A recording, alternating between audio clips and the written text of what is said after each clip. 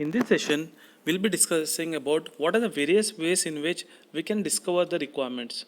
Right, the process of gathering information about the required and existing system and separating out the user and system requirement from the information is known as requirement discovery phase. Right, this is very important phase wherein we are going to discover what are the things that should be present in a particular application that is being developed. Now we will see how it is possible, right? How we can discover the various requirements. Interaction is with system stakeholders from managers to the external regulators, right? Here we are going to take the consultation from the various stakeholders, right, from the managers to the external regulators. Apart from that, system normally have a range of stakeholders, right? We'll be seeing who are the stakeholders, what is their role, okay, how we are going to collect the requirements, everything in the next slides. Let us consider an example of stakeholders who are involved in mental health care patient management system. The first stakeholder is a patient, right? Patients whose information is recorded in the system, they are the stakeholders in this mental health care patient management system. Then we have stakeholders like doctors, right? What is their responsibility? Their job is uh, assessing and treating the patients, right? Whoever comes to our clinic, they are being diagnosed and they are going to be treated. Then we have nurses. Their role is to coordinate the consultations with doctors and administer some treatments. Then we have medical receptionist who manage the patient's appointment. Right, whenever a patient reaches a particular clinic, they are welcomed by the receptionist and they'll be doing the remaining task. Then we have IT staff who are responsible for installing and maintaining the system.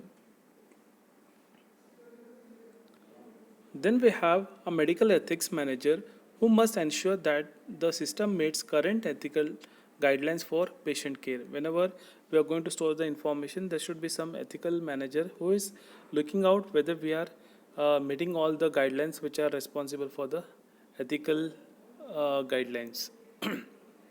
Then we have healthcare managers who obtain management information from the system. Whatever the information that is being stored, that has to be managed by some person, right? Here we have a healthcare manager. Then we have medical record staff who are responsible for ensuring that the system information can be maintained and preserved and that record keeping procedures have been properly implemented. Whatever the information we are going to store, it is managed by some staff, right? Here we have medical record staff who are going to ensure that whatever the information of the patients we are going to store, it is stored very well, it is maintained, preserved, and whenever we require, we can access that information. Okay, those were the various stakeholders which we make use of in mental health care patient management system. Now we will see what is the method of collecting the requirement. Here we have one method known as interviewing. In interviewing, what happens is formal or informal interviews with stakeholders are part of the most requirements engineering process. Whenever a requirement has to be collected, one of the way in which requirements are gathered is through interviewing. Here we have types of interviews. Closed interviews based on the predetermined list of questions. Right, whenever a interview has to be arranged, what happens is there is one way of conducting an interviews that is known as closed interview, wherein we'll be having a set of predefined or predetermined set of questions, and that questions we are going to ask to the opposite person, then he is going to answer to our questions. This is known as closed interview, wherein we'll be having a predetermined list of questions and those questions we are going to ask him and then he is going to respond to our questions. And other way of having an interview is open interviews, where various issues are explored with stakeholders. There is no set of predetermined set of questions. Directly we'll have a informal questionnaire and he goes on answering and then we can go for asking for the next question. Okay, this is another one type of interviews. Now we will see close interviews. If we stick on to close interviews or open interviews, they are not the optimal method, right? It's not a correct way. Instead of this, what we can have is we'll be saying how to effectively conduct an interview. First point is be open-minded. you have to, if you want to conduct an interview, you should be open-minded person, avoid preconceived ideas about the requirements, and are willing to listen to the stakeholders. You should not make an assumption, okay, these are the requirements that should be present in a particular application that is being developed. You have to be free, you have to take the suggestions from the stakeholder, and you should be willing to listen to the stakeholders. Whatever stakeholders are telling, that you have to listen properly, then you have to create a set of requirement document. Next thing is prompt the interviewee to get discussions going using a springboard question. Okay, springboard question is nothing but you start with the basic question, then you go in depth regarding whatever the things you require for building an application, right? A requirements proposal, or by working together on a prototype system. So this is regarding the effective interviewing, wherein you can have a prototype system, then you can show to the stakeholder, and if he's willing to accept this, then you go for building the things. Now we'll see how the interviews are organized in a practical way. Normally what we do is, normally a mix of closed and open-ended interviewing we are going to conduct, right? We'll have a set of predefined questions with us. Apart from that, we can also take the suggestion from the stakeholders, right? So this is the way in which practical interviews are being conducted. Interviews are good for getting an overall understanding of what stakeholders do and how they might interact with the system. Okay, this is one of the advantage of having an interview, right? What is that? Whatever is required by the stakeholder, they are going to express that, and by looking at that, only we can build an application. Interviews are not good for understanding domain requirements, right? We can understand only the general requirements that are needed by the stakeholders, but when we have a normal interview procedure, then what's going to happen is we cannot get more in-depth domain requirement knowledge, right? That is one of the drawback of having a interviews.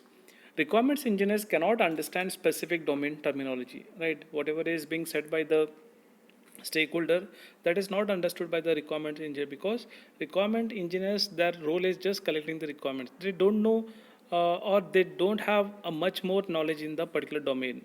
So that's the problem.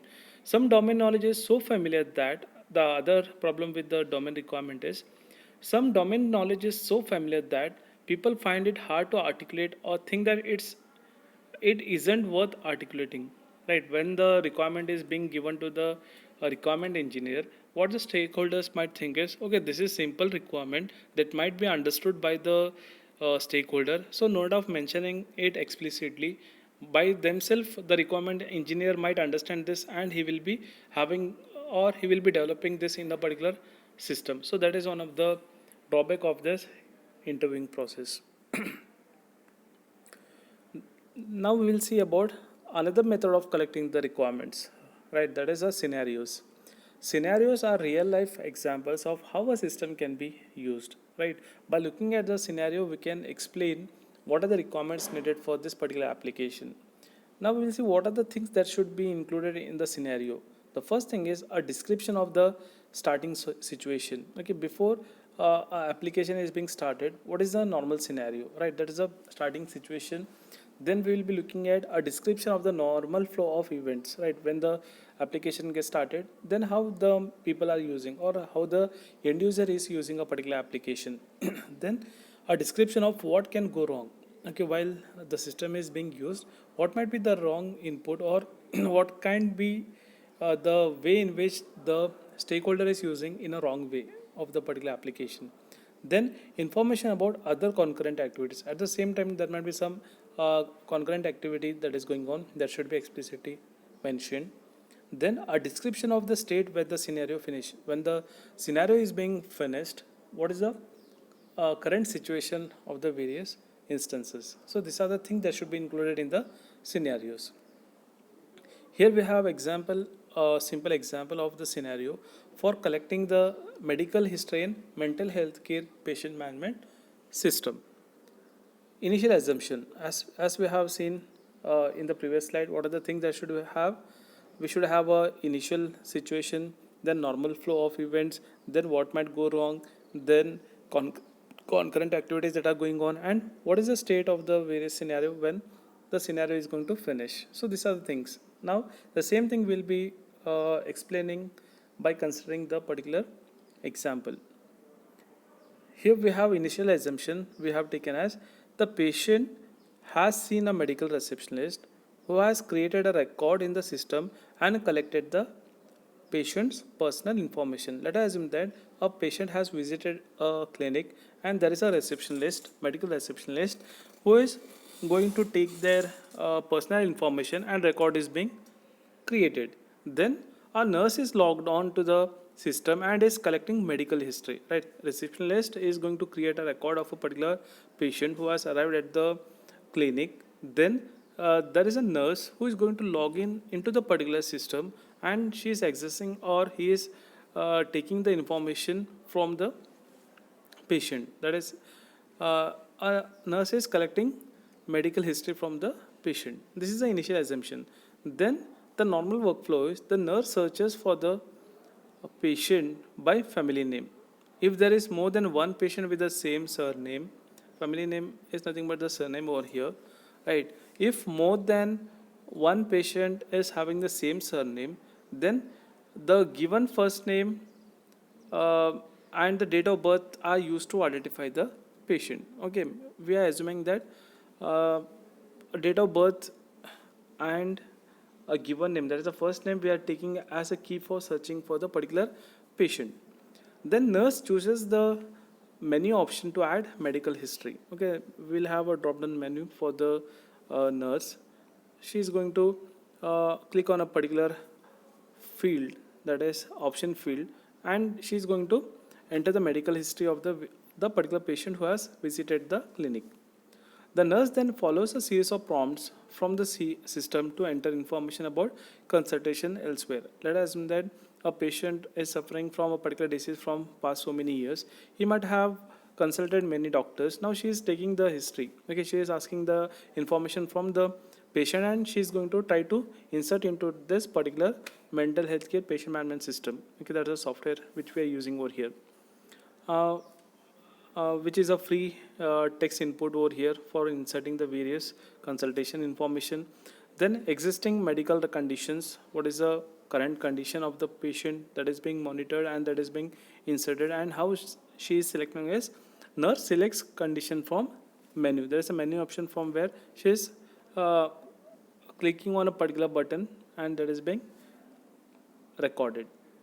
Then medication currently taken, and again it is selected from the menu. Then allergies, there is an allergies field which is free text, anything can be typed and can be stored. And home life, for home life we have a form that is being taken into consideration for filling the information. So this is the normal workflow in this. Then we have what can go wrong, right? When the software is being used, what might be the wrong thing that might be done by the various stakeholders. The patient's record does not exist or cannot be found. Okay, that is one thing. Whatever the patient who has visited the clinic, he might be coming for the first time. So for the first time, a record is not existing over there or cannot found. The nurse should create a new record and record personal information. This is one thing. The second thing is patient condition or medication are not entered in the menu. Patient condition or the medication are not entered in the menu. The nurse should choose the other option and enter free text describing the condition of the medication. So this is the second thing. The third thing that might go wrong is patient cannot or will not provide information on medical history. Okay, patient was suffering from a particular disease, but he is not providing or he is not in a condition to provide the medical history. So this is a problem. So the nurse should enter free text recording the patient's inability or unwillingness to provide the information. So these are all the problems that are going to be taken care. Then we have other activities. Record may be consulted but not edited by other staff while information is being entered. That is, what are the concurrent activities? When someone is using a particular person's record, if some other staff is trying to log in and he is going to view, then it is possible, but he cannot change the thing because someone else is using it, right? So this is the other activities. Then we have system state on completion, right? That is when the system is on a completion stage, how the system is looking like, right? User is logged on, the patient record including medical history is entered in the database. A record is added to the system log showing the start and end time of the session and the nurse involved. So this is the completion time. Okay, on the completion time, this is the current scenario. Then regarding the use cases are nothing but a scenario-based technique in the UML which identify the actors in an interaction and which describe the interaction itself. Here we are making use of use case diagrams, right? What it involves? It involves a set of use cases should describe all possible interaction with the system. Whenever we are dealing with use cases, how we should select a use case, it should describe all the interaction that are going on. And high-level graphical model supplemented by more detailed tabular description. Whatever the use cases we are using, it is a high-level diagram that can be supplemented by the tabular description. Then apart from that, we can also use sequence diagrams that are going to add the more details about the sequence, about the use cases, right? About by showing the sequence of events processing in the system. This is an example of a use case for the mental health care patient management system. You can see over here, we have candlestick, which is explained regarding the various actors, right? Here we have actor, medical receptionist, nurse, manager, doctor. So these are the actors and what is the job or what they are trying to do. Medical receptionist is trying to register a patient or view the information of the patient. Then we have manager who can export the statistics and generate the reports which are needed. The nurse can view the record and edit the record, and doctor has the permission for viewing the record, editing the record, setup, consultation, and the generation of the report. This is regarding the use case diagram. Then we have ethnography. Ethnography is another way of discovering the various information, right, regarding what kind of application has to be developed. A social scientist spends a considerable time observing and analyzing how people actually work. Here, what is going to happen is we are going to assign one person. Okay, that person is going to a particular work location, and he's not going to take the requirements, or he's not going to have interviews or the scenarios. Just he's looking how the business is going on or how the people are engaged in the various activities. By looking at this, he's going to capture the things, and he's going to return back to the company, and then he's going to explain, okay, these are all the works done, these are the people involved, what is their work, how they are doing the business. Everything is being recorded, and then we are analyzing, and that is used for collecting the requirements. Scope of ethnography: requirements that are derived from the way that people actually work rather than the way in which process definition suggests that they ought to work, right? Generally, what is going to happen is in general environment, people have to work in a particular way, but people don't work in that particular way, right? So that is captured from this ethnography, because one person is going to monitor how they are working, and he's going to monitor that, and from this he's going to generate the requirement, and which will be helpful in building an application. Requirements that are derived from cooperation and awareness of other people's activities also. Okay, here we can also look for how the people are helping others, or if a person is on leave on a particular day, someone else can do that job, right? So that is also being monitored. Ethnography is effective for understanding existing processes but cannot identify new features that should be added to a system. Okay, here in ethnography there is a one problem. What is the problem? We cannot identify the new features, whatever is required, right? If someone is telling, then we can come to know that this is missing over here, right? In ethnography, what we can understand is how people are working, that can be monitored. Then we have focus ethnography, wherein we are making use of prototyping as well, right? Develop in a project studying the air traffic control process, and it combines ethnography with the prototyping, which we can see in the next slide. Here we can see an example of what is a focused ethnography, wherein we are going to combine two things, ethnography and the prototyping. First, we have ethnographic analysis. One person will be visiting a workplace, and he's going to monitor how the work is being going on, and that is being debriefed in the meeting. We can arrange a meeting wherein he's going to explain, okay, how the people are actually working on, right? Then below we have a different way of building an application. That is, prototyping based application, wherein generic system development. Okay, here we are going to have what are the things that are required for building an application. That is, what are the requirements, right? Then based on this, we are going to build the system prototyping, and then we have to evaluate whatever the prototype we have developed, whether it is up to mark or something is missing over there. So here we are adding two things. One is below whatever we are seeing, that is prototype based development, and above line which we are seeing over here, that is regarding the ethnographic way, wherein someone is monitoring the particular system and he is going to analyze, and then he will be arranging a meeting with other team members when he returns to his office. Then we'll be combining the information from system prototyping and debriefing meetings. Whatever information that is passed, that will be passed on to the focus ethnography. Then based on this focused ethnography and system prototyping will come to a conclusion, whatever the prototype we have developed, whether it is up to mark or something else has to be added. Okay, thank you.